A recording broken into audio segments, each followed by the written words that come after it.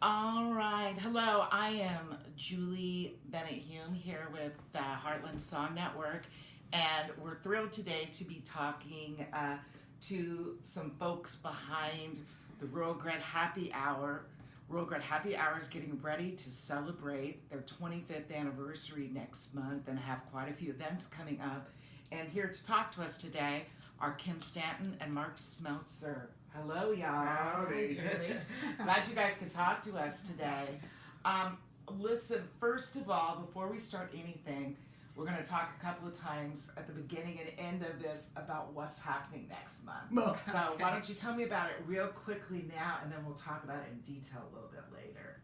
Okay, so next month on the first, we're gonna have a total of 5 events. The first event on Thursday the 1st is Duets and Trios, which is a popular among musicians. It's my favorite.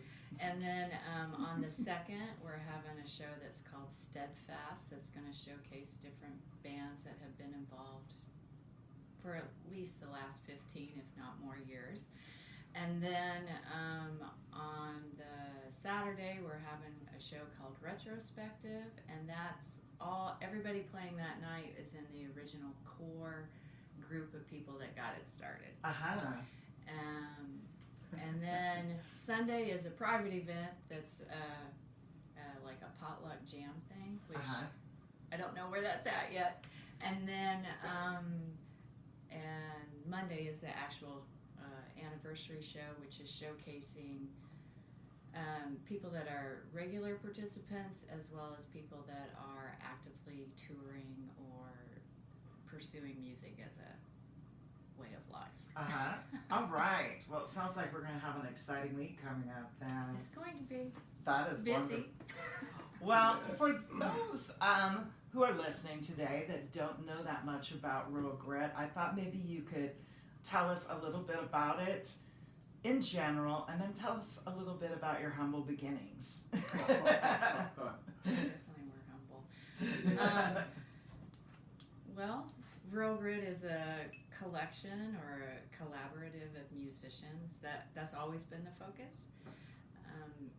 The Rural Grit Happy Hour came out of the fact that 5 years before it started, we started a record label that's Rural Grit Records and Productions, and we wanted a place for our people to play because there really wasn't anything like that here.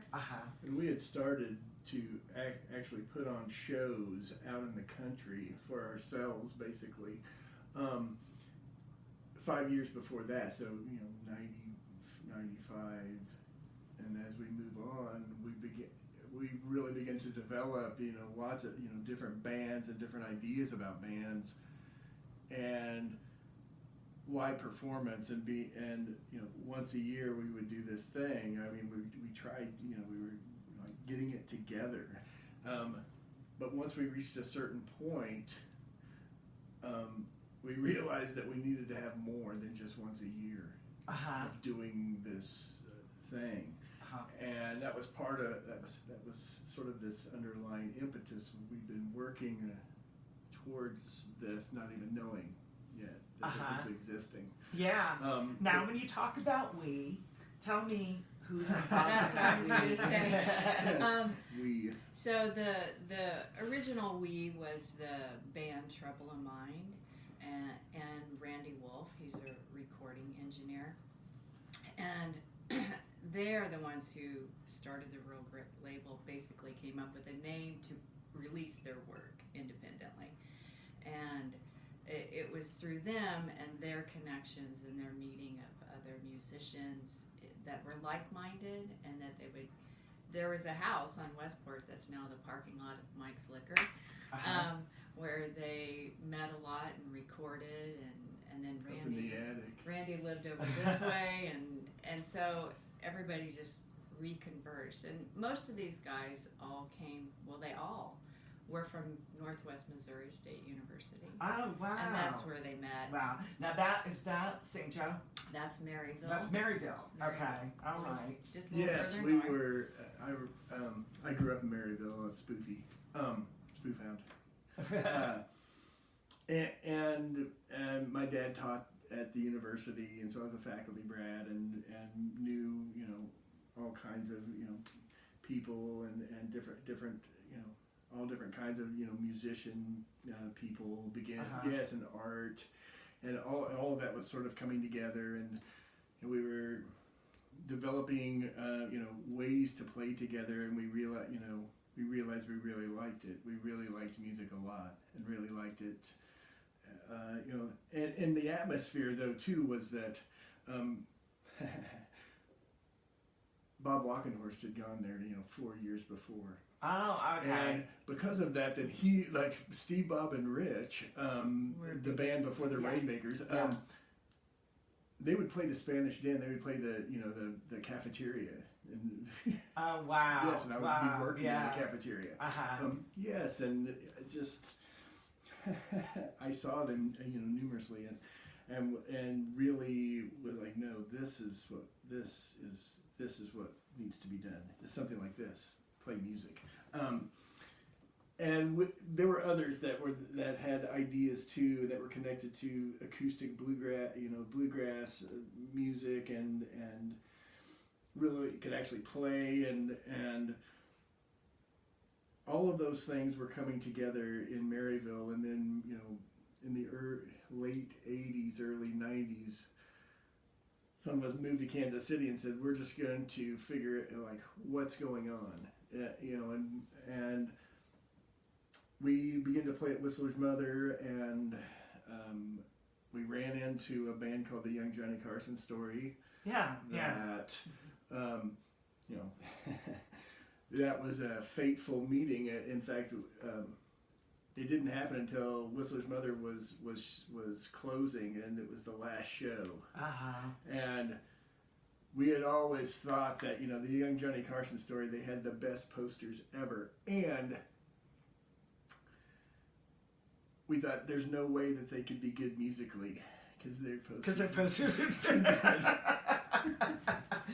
That you thought they shot the whole lot with that. Right, like it's terrible. It's terrible. They were all really super amazing musicians, and all over the map, and you know, having that, and because of that, and because of their connection to a band called the Durries, that Durries had Betsy Ellis and Phil Wade in. Oh, okay. And of course, you know. And they played at Whistler's Mother as well? I think so. I think so, but I know for sure that we recorded in my attic. Okay.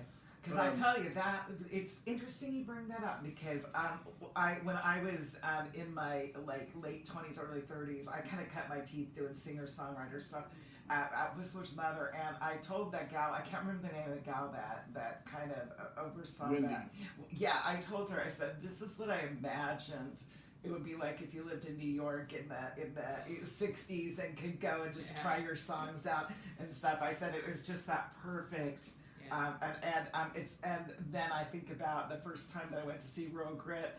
I also thought, oh, I bet that's what it was like going to New York in the 60s when all these people were, you know, all these different folk singers were going around. And so I think that you captured some of that Whistler stuff and taken it along with you. I think so too, and I think it has a lot to do with being able to actually, you know, think to yourself, you know, just like you did, wow, that's just like a mecca of this. And I think that's part of what we were understanding, that kind of idea. But also, at the same time, I mean, directly at the same time, Kansas City was not the same musically as it is now.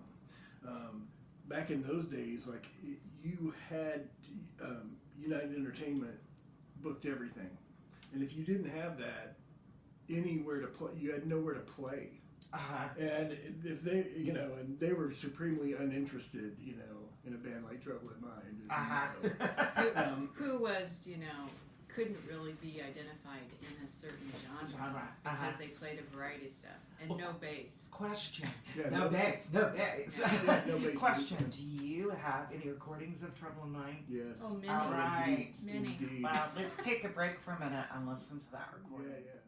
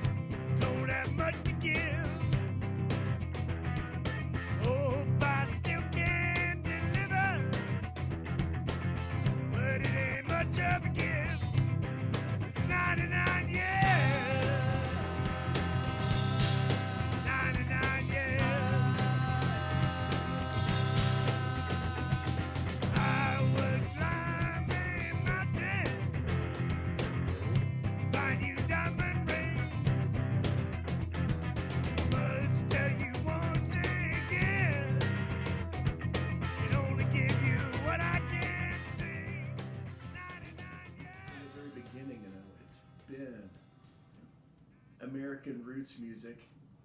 Here's this story, and we get to, because we're musicians who are inclined to do so, we get to tell that story like in the first person. Yes. See, it's not this narrative that then we're some omnipotent thing or whatever. No. See, we get to just tell it.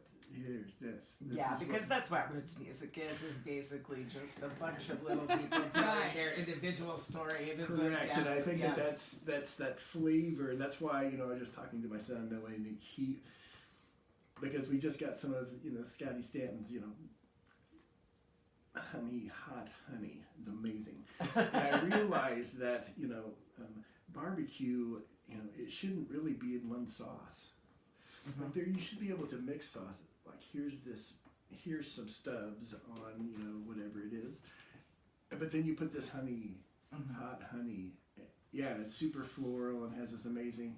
And you're realizing no, nothing is commercial. Everything is handmade.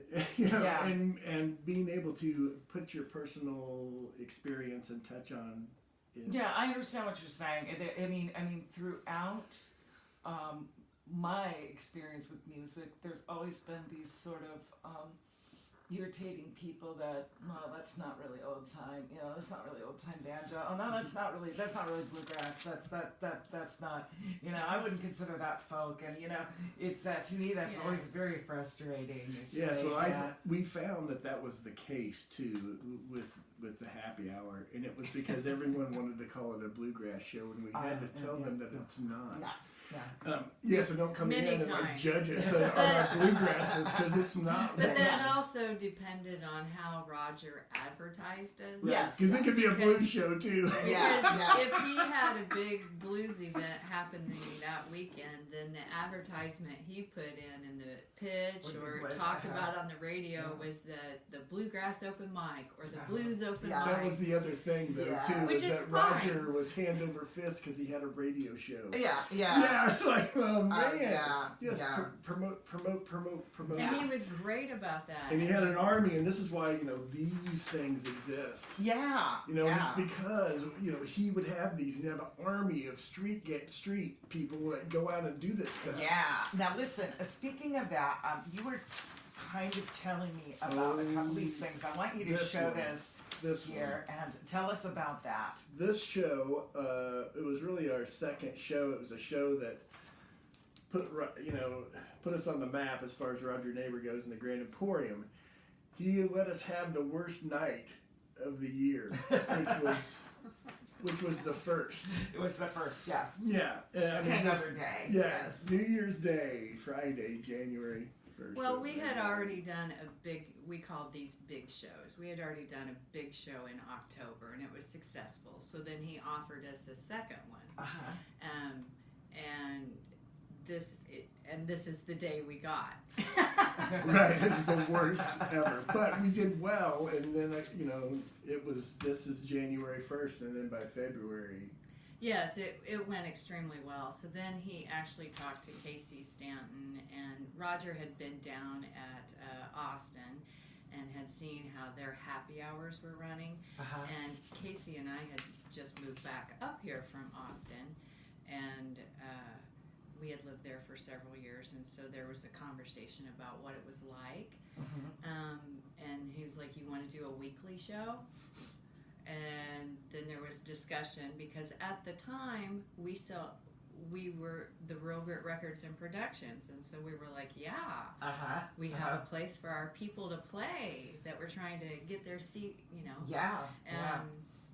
So we decided, sure, let's go for it. And then what happened was we kind of based it off of stuff that we had seen at the Continental Club and some different clubs in Austin. And then it became, within a few months, we realized this is just not working, because it was just, we were rotating the same 4 to 5, 6 bands. Oh, I see. And we've got to get people in here. How can we do this? And that's where these different ideas of the open mic part came in, and then there was trying the to idea generate of in between the acts. Yeah, Yes. yeah. That's Was where a- that word came and from. it- Yeah, the in-betweens, yeah. And it was a very and in the early days, it was something that really had to be fought for a lot. To get a spot on it? No, Oh. to have it at all, Oh, okay. Oh yeah, because because it changed things, you know. And but it never really was, you know. Here's this open mic, but not really, because it has this, you know, gatekeeper basically, and you know. So you know, it's less It's you want to hear curated. American roots music, Yeah, right? yeah. And so really, and then over the years we realized this is really a curated mic, and you know, Yeah. and Kim is curating this Yes. microphone. And, you know, and because well, speaking of microphones, that was part of it too. Because in the beginning, when we started, it was full on sound engineer, get up, and Yeah. all the time it takes and we to were change really over. we became frustrated because the changeover times there was they put on music. And it was, and we was like, Yeah. no, don't do that, don't do yeah, that, yeah. We don't want that. don't do Yeah, that. yeah. And so then we were standing, you know, then because this show specifically was things like you're sitting next to somebody and they stand on their chair and start singing. So we didn't want that kind of music. Yeah. So then Right, and so When it's sort of the- like, oh, we're going to have this music in the audience because we don't want to have we'll just put it on the stage then. And so how do you do that whenever there's a changeover?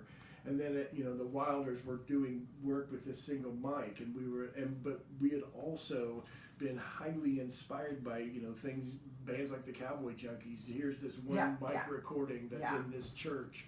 Well, geez, I want to sound like that. Yeah, yeah. Absolutely. Yeah. And so that It's sort of harkens back to the Grand Ole Opry type And thing. that- Right. Yeah. And was they're like, part wait of a it, second, too. like, hey, this is the way the old timers did it. Yeah. Yeah, Hank Senior, by the way. And so, once we switched to in between, you know, having the single mic as the focus, and then eventually we went to where we didn't have plug-in DIs and all of that too, because then it just keeps it moving like radio. Yeah. And that's kind of And- how we looked at it. Yeah. This is radio, no Yeah. dead air. Yeah, no dead air. No dead air. No And, getting your instrument out. Be ready to go. Yeah. On deck. One song warning. Let's do this thing. Yeah.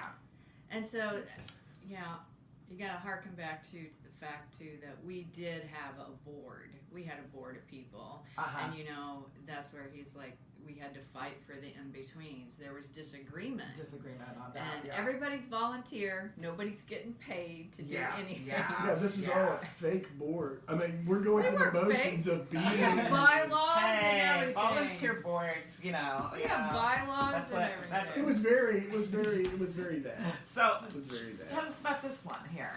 Brother Ike. Okay, so Well, let's talk about Brother Ike because we had to. When Roger wanted us to have the happy hour, he's that like, was a caveat. that was the thing he said, you've got to have a front person. Okay. And so when we met as a group to get it going, it was like, who The could we obvious ask? choice. Yeah. And it was just the obvious choice. And it took a little bit of massaging to come on, you'd be perfect. And they were very, but that was the other thing. The Wilders were not, they were in the beginning phase. And so I think it was 3 years in, they were touring so much that Brother Ike was there sporadically. Yeah. And that's when I really took over the Uh-huh. And it was their microphone, and so we had to get our own microphone. Yes. And then all of a sudden, then with impunity, you know, we would do this thing, and we ended up doing that, and it was very. That part was very cathartic, but there was also, you know, there was also other things, tremendous amounts of, you know. Here, yeah. What are we doing? We had that a lot. What are we doing? Are we doing this right? Should we be doing something else? You know. Why is no one here? Well, that's what I was wondering. Did you and- have times at the beginning where? Yes, there's that's only why like we 10 ended people? up changing what we were doing and how we were approaching it, and trying to get different people in, and making it so we weren't focusing on a band or two bands that night, to really figure out how could we get more people in, and not as the audience. Yeah, that was never the goal. You wanted it was the musicians. Of to course, be we the wanted audience. audience to help pay the musicians. Yeah. Yeah. But the idea, though, was But the idea was have more musicians. musicians, more musicians. Yeah, and so you had to go farther afield. Then, you know. Well, we came up with the theme nights, because that came from when we were having these afters, and it would be like, hey, let's find all these songs that have to do with transportation. And so then after the happy hour, people would come to our house or Stevenson, wherever, and then we'd be listening to stuff. People would be trying stuff out, and then they prep stuff for a whole week and come back. Yeah. And so it was at that time that then these afters became very significant in their regularity. It became that we were, you know, it was much like television. We were writing next week's show after that, right after the last show, and starting immediately doing these things. Now, this is an example. Okay, you know, this is June. I don't even know what year, but it's got to be early. Because it's outro. And the Wilders, June 7th. Okay, yes. Acoustic country music. Okay, nice. June 14th, Hula Girls. Hawaiian music so real you'll think you've been laid. With actual hula dancers. Yeah, just amazing. And of course that's, you know, Roger and Leo. Oh, okay. Right. Okay, And, I didn't know that. I didn't Oh, know that. you Okay. didn't? Yeah. Betsy Ellis was also in the Carl Anderson. They both played ukulele, banjo. Oh, that's funny. Yes, but they were, I mean, like amazing. They had little palm trees on all the tables and stuff. And You know. giant, everything is over the top. Al Trout. He was plays released Nash. on the label. Yeah. He played nationals. Oh, okay. He lives in Colorado now. Chef. Yes, chef. Amazing. Possum Nation. Tater and Cotton had Tater and his pals put on a root down. And so that was, you know, it was definitely music that was from the 60s and 70s. Oh, okay. Right.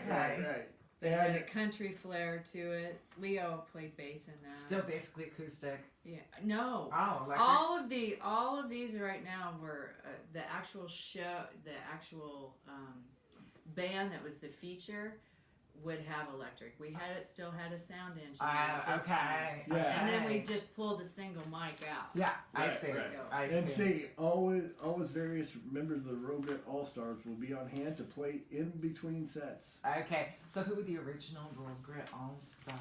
Well, that was one of our things was we had to come up with what that meant.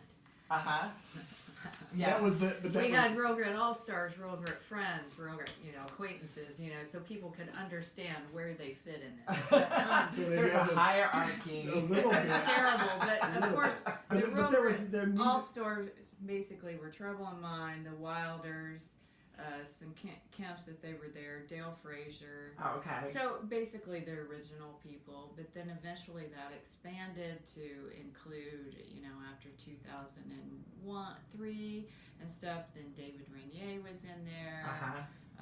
Then, the Kansas Swamp Kids were in there if they were around. Swillhound String Band. Swillhound String Band, which is Eddie Crane's band. Yeah. Matt Hawkins, they were Yeah, in there. yeah.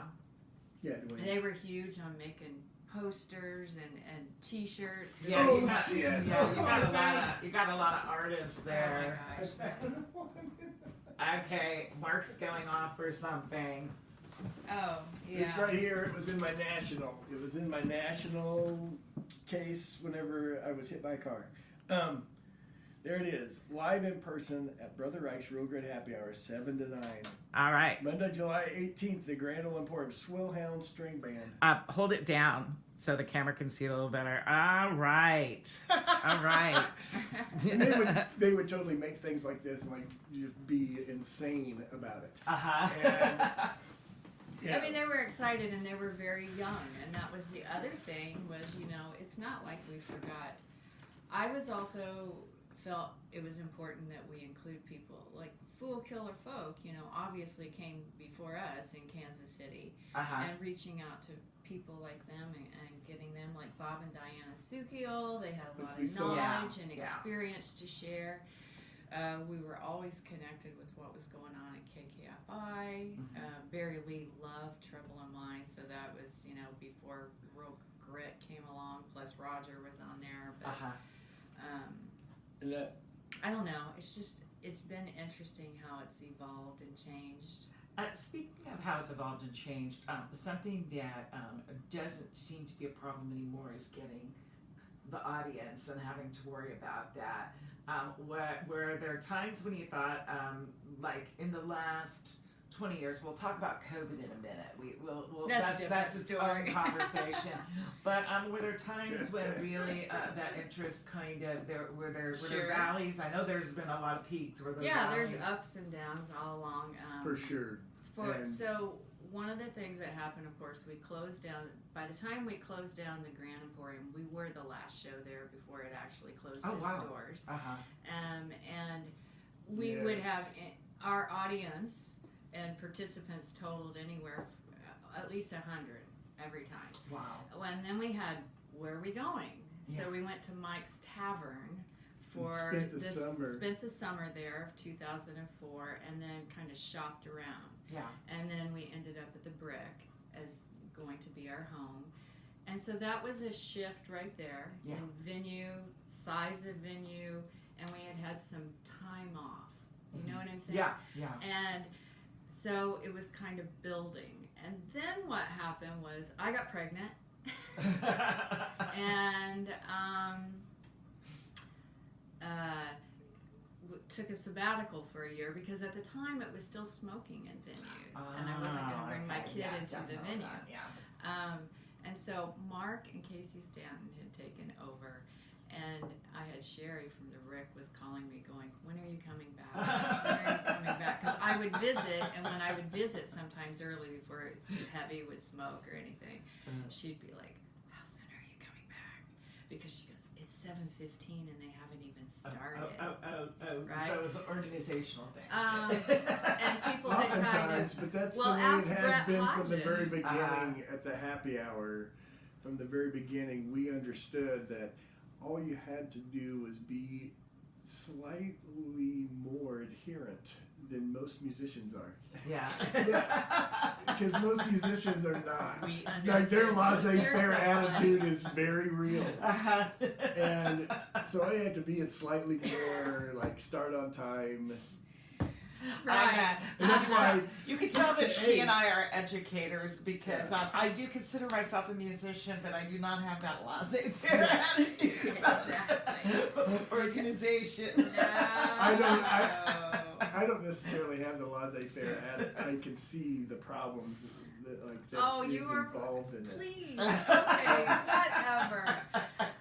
So how's Brett Hodges? You said I was going to say, ask Brett, because Brett, the first time he came to the happy hour was when I was out on sabbatical, you know, with being a parent, new mother. And he was just, I guess, like, I don't get what people are talking about. And it was a few years later before he came back. Yeah. Because I think Val and Tim and different people had been coming by then. Yeah, that's his sister, Val Tankard. Yes, and so he came back and he was like, oh, okay. But yeah, that first time when he was there. And we would be... and the Yahoos were doing it. The Yahoos. I like that. You know, I can see Mark in a band called the Yahoos. In fact, me and KC were in a band called the Bomb Squad. Yeah, like purposefully bad so that the other bands would look better.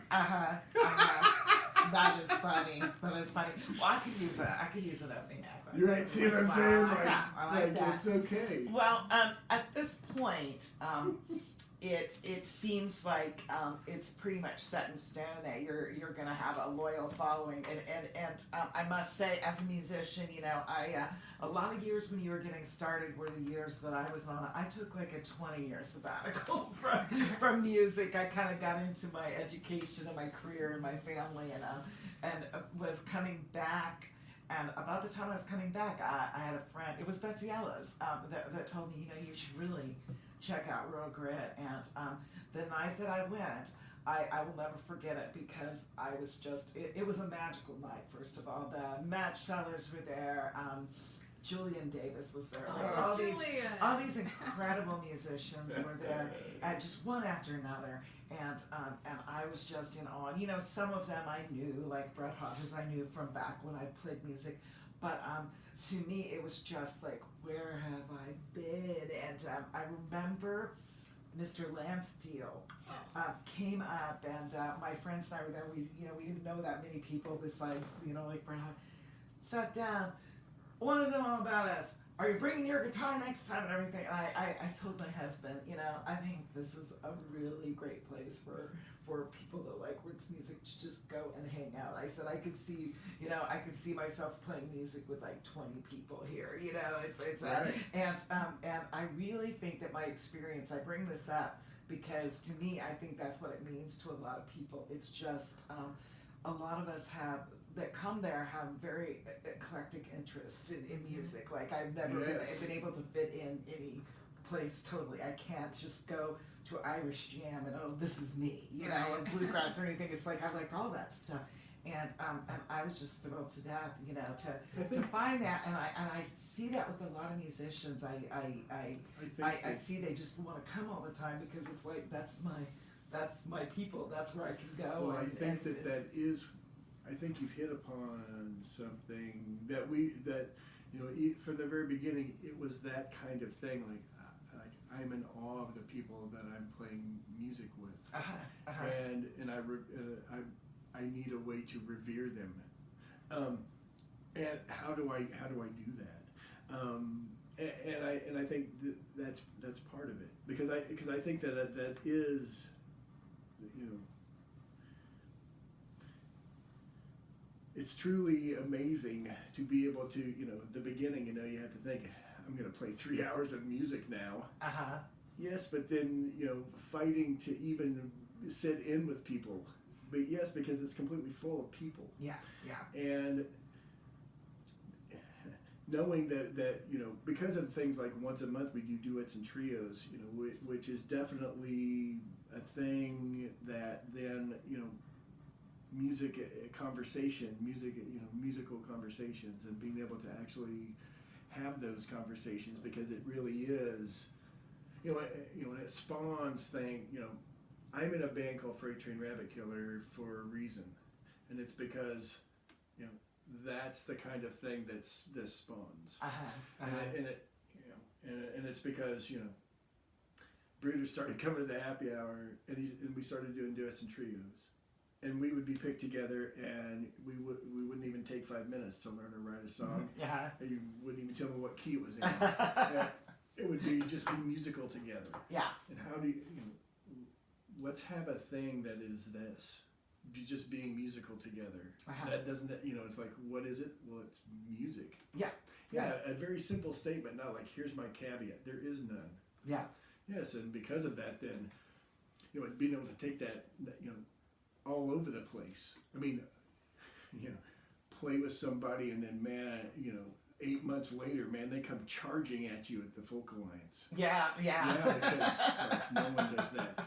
But also in Europe, you know, people, you know, understand, like we don't understand what you're doing. You want us to be part of your band. See, and it's this attitude that, no, I want to be, you know, please be part of my band. Yes, because, you know, we're misfits and ne'er-do-wells and all of these things that are not these top-notch things. Yes, but, you know, we're also human beings, and we're connecting to humanness, and we're expressing humanness, and this is good. You know, and this is something to revel in, and this is the thing that's going to, you know, bridge those times that are so tragic that you break.